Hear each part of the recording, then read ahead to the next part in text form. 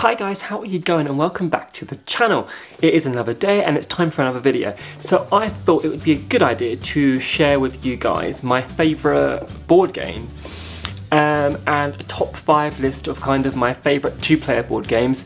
Now some of these can be adapted for multiple players, some of them you can play by yourself. I just thought it'd be good to give you kind of a key list because, you know, we're all at home, we're all self-isolating and everything, and it's a bit challenging and you have so much time and you just don't know what to do with it. So I thought these games are all very reasonably priced, they're all available on Amazon so you can get them delivered, and it might be something for you to do in the evening when you've finished work for the day and you've seen each other all day and you're just kind of a bit bored, or something to do. One of them you can actually play by yourself as well if you wanted to play by yourself.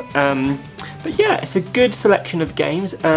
These are my top 5. I do like them all, but I like some less than others, and I'll explain each of them in detail. I might try and give you some kind of view shots of the tables if I get that technical and clever as well, of kind of how the game works, the strategies behind them and stuff like that. Yeah, so I'm going to get straight into it. If you do enjoy this kind of content, it's something that I've not done before, then please give me a thumbs up, leave me comments down below to if you like any of these games, if you haven't tried them, if you do try them and then what you think of them. All of that kind of stuff will be useful for me, and you know, maybe I'll make some more of these in more details, because I mean, as you can see behind me, I've got a big games selection, kind of over 50 games, so you know, it'd be good to see if this is something that you want. So I'm just going to jump straight into it. So the first game is called The Magic Maze. Now, I really like this game. It's designed for 1 to 8 players, sorry, so you can play by yourself if you want to. Basically, you get a timer, and then you get like these tiles that come out, and you basically build a maze as the game goes on. You're on a timer though, so you're about 2 minutes, and then you have to get to a timer spot on the game before you can then turn the timer over. What I like about this game is it's a cooperative game, so you have to work as a team or as a pair. You can't, it's not against each other or anything like that, it's more of a cooperative game. But the thing I like about it is you can't talk. So during the gameplay, you've all got these tiles. I'll get a few out and show you actually, maybe I'll do that. I don't want this video to be too long, but yeah. So you all get given like these tiles. So this, for example, is a search one. This one is saying that you can go in that direction from north. This one here allows you to go up escalators and also in that direction from north. And basically you all have, depending on how many of you play, you all get given 1 or 2 tiles, and then you are in control of those specific actions. So you get like this counter thingy, and basically if you need someone to do something, you kind of have to tap it on the table quite aggressively. Well, we tap it quite aggressively until you kind of get where you want to get with the game. But it's a good fun game. Only takes about 15 minutes to play, really easy to set up, really easy to understand. I think it's on Amazon for about £20 as well. I'll pop all the links to all the games down below as well, so if you do want to go and grab them, you can do. But yeah, overall I like this game. It's quick, it's easy, it's simple. 1 to 8 players if you, once this apocalypse ends and you want to play with friends, it's really fun. With 8 of you it's quite challenging, and I like that because you're all trying to rely on different people to do different things. With 2 of you it's still fun, but yeah. So that is my number 5. At number 4, now this is probably one of my favourite games, but only playing one side of it. So this is Letters from Whitechapel. So if you know the Jack the Ripper story, you know that he went out and he murdered 5 women in 4 nights.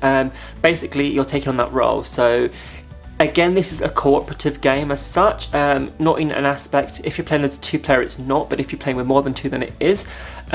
So as a 2-player game, one of you is Jack the Ripper. Basically there's a massive board with lots of numbers across London, and you have to choose your hiding spot. Each night you go out and you murder, so on the first night, second night, 4th night you murder 1 person. But on the 3rd night you murder 2, like the traditional story, and it kind of goes down that flow. So one of you is Jack, trying to escape, murder and get home. The other person or the group of you are police officers, and you get moves to try and track where Jack has been. You get clues and stuff to kind of work out where his hideout could be. Your part of the game is to stop him getting home before he murders again. So if you capture him successfully and he can't commit any more murders, you win. If Jack gets home on all nights, making all the murders, then he wins. It's quite a fun game. Can be quite long depending on how you play. Lasts up to about an hour, but I really like it because, I mean, when I play, I'm always Jack because I'm really bad at being the police and I will just not win. Whereas if I'm Jack, I sometimes have a chance. I mean, maybe I'm just not very good at games, but in generic terms, I really like this game. Easy to play, fun. I think it works better with a 2 than with a 4 or a 5, because if there's 3 or 4 of you being police officers, it kind of gets very debatey on where you go, where you don't go. People have different strategies, so I think it's good as a 2-player game. So my next game is Ticket to Ride, London edition. Now, I have got multiple versions of this game. I've got the original, I've also got Sails and Rails, which I love, and I'm not saying that those versions aren't good, and if you do want a big game, then go for it. What I like about this version of London is it's a mini map, so it's got a tiny amount of London in it. It only lasts about 15 minutes, and it's designed for 2 to 4 players, so you get given routes, and you have to build bus routes across London, you know, with the whole bus system and whatnot. It's quite clever. So I'll show you a little bit. So the map is really cute, which I really like. As you can see here, it's tiny compared to some Ticket to Ride maps. The largest gap, I think, is 4 or 5 spaces, so it's not like 8s and 9s like in the original games. Then you're given these cute little buses, and you have to build your route across London with the buses. And then you get given like routes. So for example, this one is the Globe Theatre to Brick Lane, and you're given 2 of those at the start. You can choose to keep 1 or both of them, and then throughout the game you collect these cards. So there's like different transports, so you've got like yellow planes, blue ones, and basically you have to get the right colour on the map to match the colour, and you build your routes that way. Really simple, really easy. I like it because it's quick, it's fast, and you don't have too much time to consider like a long plan. It's kind of, you have to think in the moment, and it's very quick and adaptable. I've played it as a 2 and a 3-player game, like it as both, but yeah, it's really quick, really easy, and it's quite cheap. I think it's about 20 quid on Amazon, so again, quite affordable. Yeah. So my next game is Small World. Now, I absolutely adore this game. It's super fun and it's different every time you play. So in the box you get 4 maps, so 1 for 2 players, 3 players, 4 players, and 5 players. So again, it's good for this not happening anymore, and you can go and see friends. So you get a map, so we play the 2-player map, and there's different little spots on it. And then there's races that come out, so read a few out. So you've got people like halflings, you've got humans, you've got tritons, sorcerers. So then you get the power, so there's 20 powers to choose from. So there's things like plaguing, seafaring, alchemistic, you can fly. There's just lots of different combinations of things. You shuffle both the character and the abilities each time, so every time you get different combinations, which I love. Some people and some combinations look better than others, but you never know what you're going to get. You never know. You never have the same game twice, if you see what I mean. And then the objects of the game is you get the map and your like, race. So you have to go and attack and take over as many places as possible. And once you've done that, well, it's basically you get points at the end of your turn for having the more places you own, the more points you get. But obviously your opponents can take over by beating you in terms of, so you start your race with like tiles, and say most average races is about 10 tiles, so you get 10 tiles, so you can distribute them wherever you want. That's the end of your turn. Your opponent goes, and then they can, so say I had 2 down, they would need to put 4 down to take over one of my spots, but if they want a specific spot they can do that, because the spot might be more beneficial to me or it might be beneficial to them.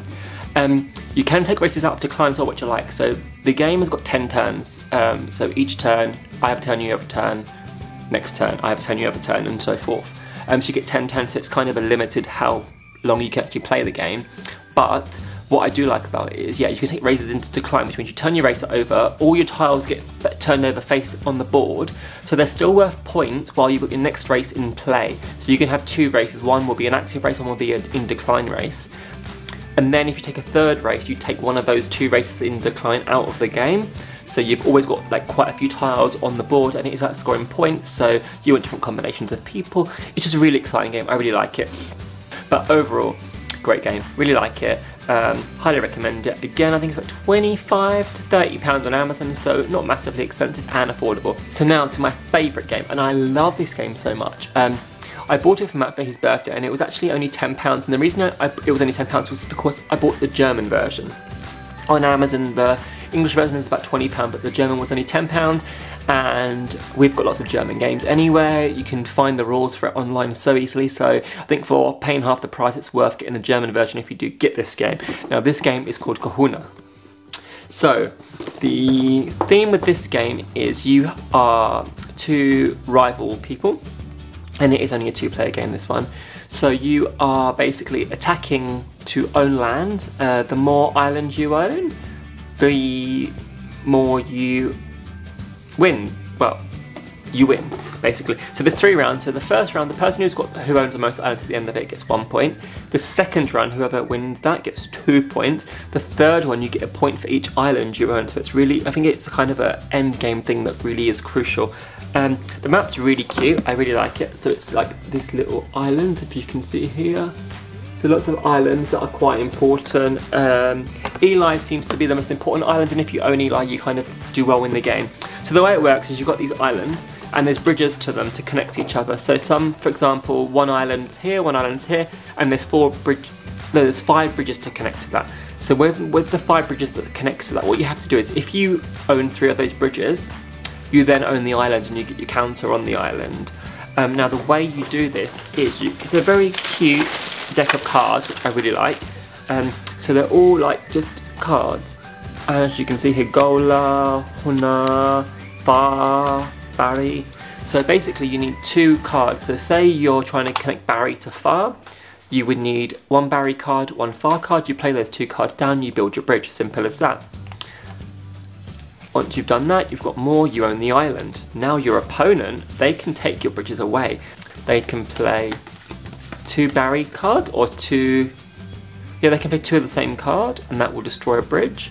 Or they can play 1 of each again, and they can destroy a bridge of yours.